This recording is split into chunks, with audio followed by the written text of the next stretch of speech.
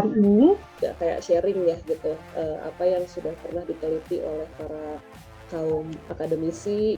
Pandemi itu tuh membuat masalah yang sebetulnya sudah ada jadi terekskalasi. Orang tuh apapun harus bisa dilakukan di rumah. Intinya sebelum pandemi rumah kecil itu udah punya masalah, dan adanya pandemi itu masalah semakin menjadi-jadi dan menimbulkan banyak keluhan bagi para pengguna. Menata rumah itu sebetulnya penting banget. Kita kemarin sempat membuat penelitian kuesioner.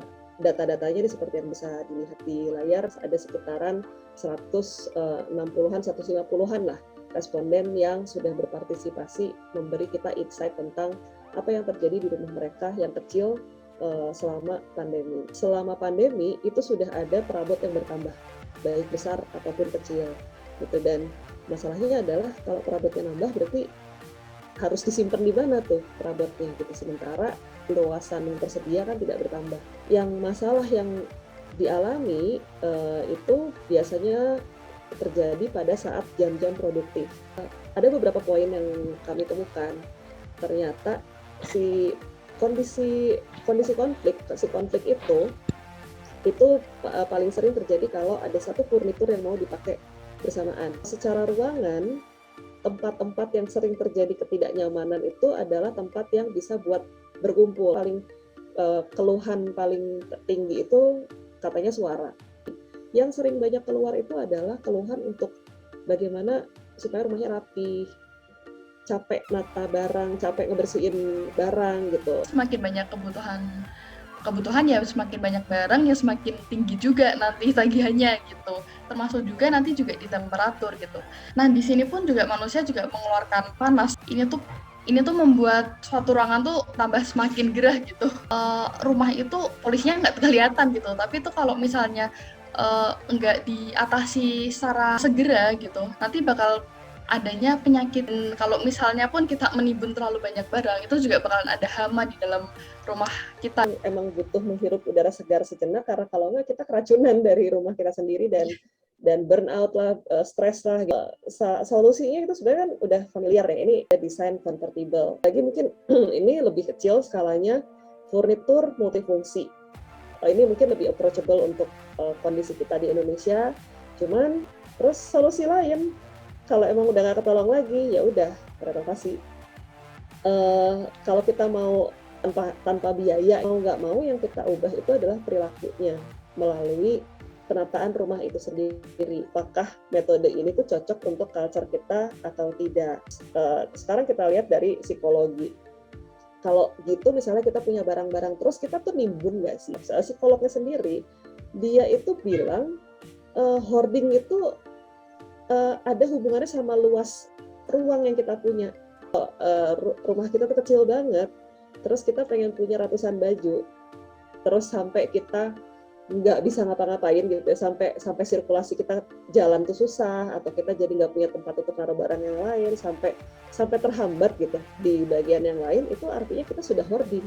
Nambah ruangan juga jangan lupa sih, kayak prinsip-prinsip kita biar sehat di ruangan itu, meskipun banyak barang, tetap harus sirkulasi udara tuh berjalan dengan baik gitu. Saya mau sharing sedikit ya. Nah, saya sekarang tinggal di apartemen, jadi luasannya kecil banget. Dan biasanya orang mendesain seperti ini, diganti. Saya mengelolanya begini, gitu. Jadi dengan cara seperti ini, kamar tidur adalah hanya untuk tidur. Dan mungkin nggak pernah ada yang nyoba gitu ya, gimana rasanya tidur di kamar tanpa perabot apapun. Nyenyak ternyata. Jadi sebelum saya pindah ke sini, ini sedang dipakai oleh adik saya. Terus dia menatanya seperti ini. Saya butuh banyak barang, saya butuh nambah barang, jadi saya rombak. Cuman kalau misalnya kita bandingin yang sebelumnya, ini ruang untuk gerak-gerak gitu ya, ruang untuk jalan-jalan itu terbatas banget. Setelah saya ganti, dengan kondisi seperti itu, yoga berdua muat. Kadang gitu ya, solusinya tuh kita cuma butuh nakalin aja. Saya Nona, saya temen Ibu Icus. Saya di sini katanya sih suruh sharing tentang hobi ya, koleksi, tentang problem-problem yang ada lah. Sekarang itu itu udah mulai kebingungan untuk menempatkan koleksinya. Bingung nih gimana cara bawa barang-barang segitu banyak, terus akhirnya ditinggalin ajakannya di rumah. Akhirnya saya beralih ke koleksi yang lebih kecil dan mungkin ada beberapa barang yang dipakai. Yang penting itu sebenarnya punya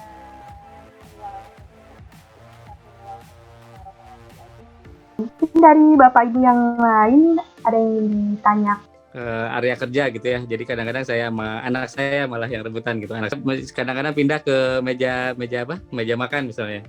Nah, tapi kadang-kadang istri saya lagi masak gitu. Siapa yang dibutuhin gitu. Mau ada tempat yang harus didedikasikan untuk itu dan dianggap penting. X faktor yang lainnya juga perlu dicari tahu dulu. Kasih tahu sekarang adalah mungkin nggak harus lewat dana gitu. Siapa tahu memang solusinya sudah ada di rumah sendiri. Gitu. Meternya bahwa ruangan atau rumah kita itu udah overload sama barang itu apa?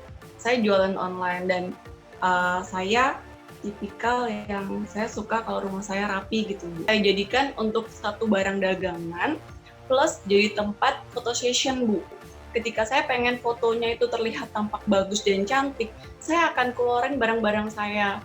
Dan kebetulan saya suka baking gitu. Sama ketika saya mau pakai, saya turunin dulu gitu, Bu. Ada tips nggak ya? Jadi untuk Pak Chandra sendiri bisa jadi tuh dari crowded-an dari si barang atau mungkin penghawaannya yang kurang baik gitu, kepenataannya, tapi itu nanti bakalan ngakibatin panas di dalam ruangan itu gitu. Kemungkinan seperti itu. Pengen tahu gitu nih rumah ini masih layak apa enggak thermal, naik itu pasti ternilai secara visual. Paling tidak gini, kalau jalan ada yang ngehalangin atau enggak dan ruangnya kekecilan gitu. Jadi kondisinya seperti itu mau nggak mau ya memang setup itu akan harus dilakukan. Jadi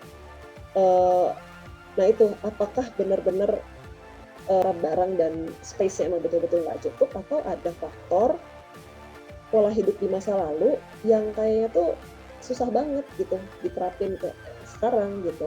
Masalah-masalah di dalam rumah itu tidak bisa dianggap sepele ya, karena juga mengganggu produktivitas bahkan kesehatan mental bagi penghuninya. Kalau pendekatan desain tidak memungkinkan juga dapat dilakukan untuk pendekatan perilaku.